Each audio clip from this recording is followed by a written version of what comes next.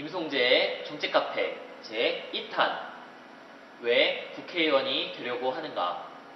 안녕하십니까, 임송재입니다. 오늘은 여러분과 함께 임송재가 왜 국회의원이 되려고 하는지 나눠보도록 하겠습니다. 여러분, 이 시대의 국회의원 하면 무엇이 생각나십니까?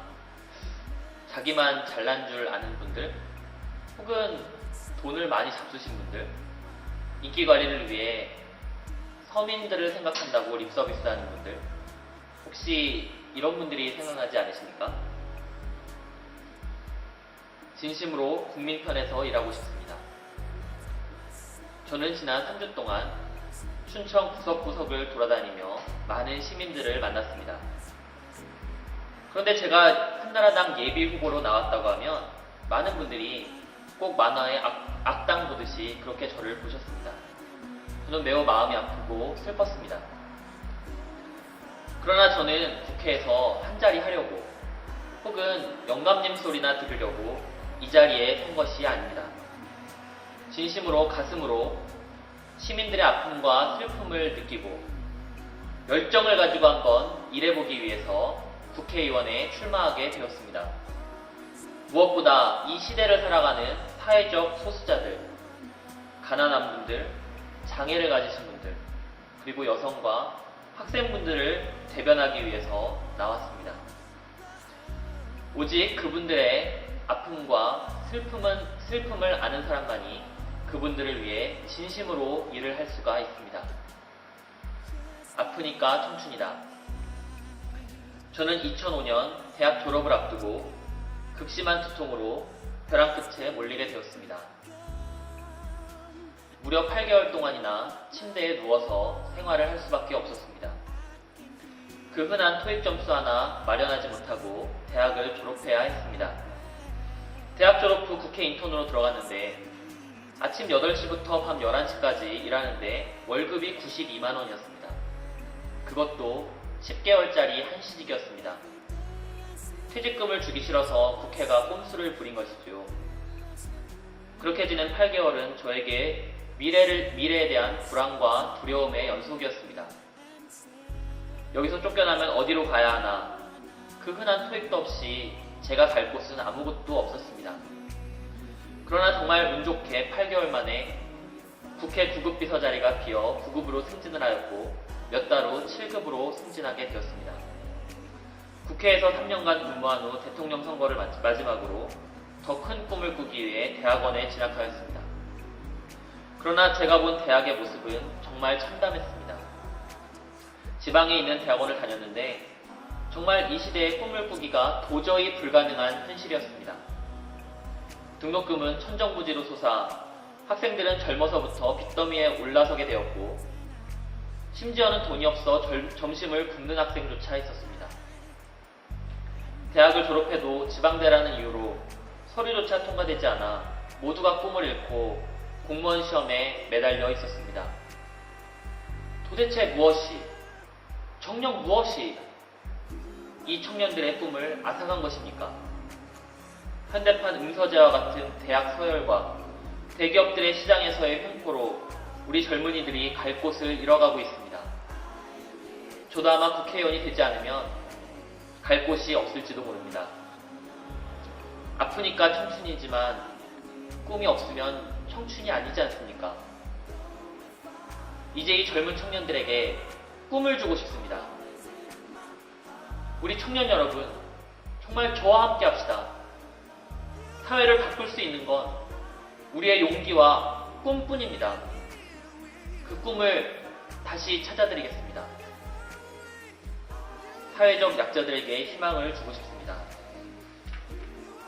저희 선거팀에는 1급 청각장애인 형님이 장애인 정책을 담당해주고 계십니다. 제가 대학 1학년을 다닐 때 이분을 처음 만나 수업 대필 봉사를 하다가 친해지게 되었습니다. 그리고 제가 대학원에 들어오기 전에는 1년간 함께 살며 장애인 활동 보조를 했습니다. 사회적 약자들, 사회적 소수자들, 이분들 너무나도 힘들고 너무나도 아픕니다. 사회가 그들에게 손을 내어밀지 않으면 그들은 도저히 사회로 나올 수가 없습니다. 세상은 오직 듣지 못한다는 이유로 그 형님에게 수많은 차별을 하며 사회적 진출 자체를 봉쇄하였습니다. 장애인 차별금지법이 있다고요? 중증 장애인에게는 장애인 차별금지법이 큰 도움이 되지 못합니다.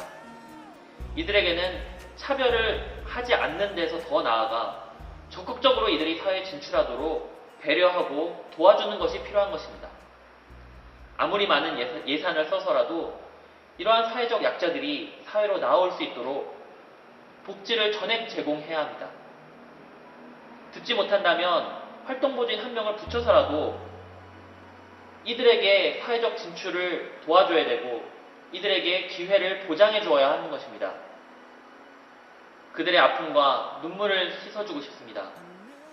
사회적 약자들이 더 많은 혜택을 받을 수 있도록 정말 좋은 함께 여는 세상을 만들어 나가겠습니다. 국회의원 한 사람의 힘으로도 많은 일을 할 수가 있습니다. 저는 국회에서 일하며 정말 많은 일들을 했습니다. 국회, 좀 우습게 들리긴 하지만 정말 많은 일들을 할 수 있는 곳입니다. 우리가 TV에서 보는 것이 전부가 아닙니다.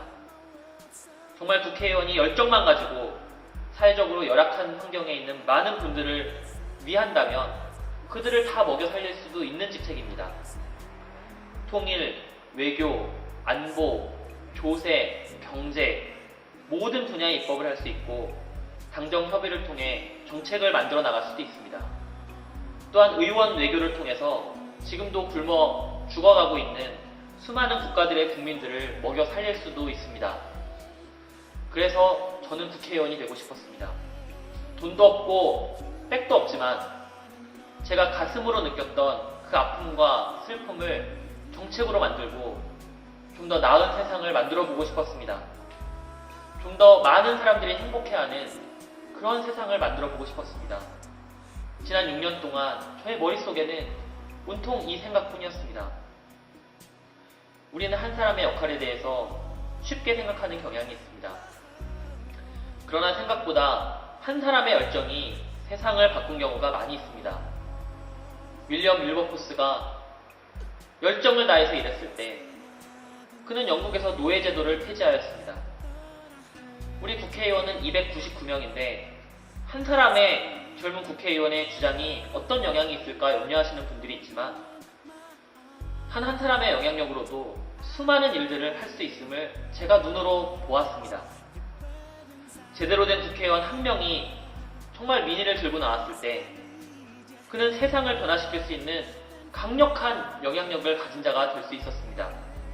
그러나 눈치만 보고 오로지 재선만을 생각해서는 아무것도 할 수 없는 것이 또한 국회입니다. 할 수 있습니다. 정말로 할 수 있습니다. 정부를 개혁할 수도 있고 좀 더 나은 세상으로 변화시킬 수도 있습니다. 국회의원에게 그럴 의지가 있느냐, 그것이 문제인 것이지 바로 그 의지만 있으면, 열정만 있으면 못할 일이 없습니다. 진짜는 진심에서 다릅니다.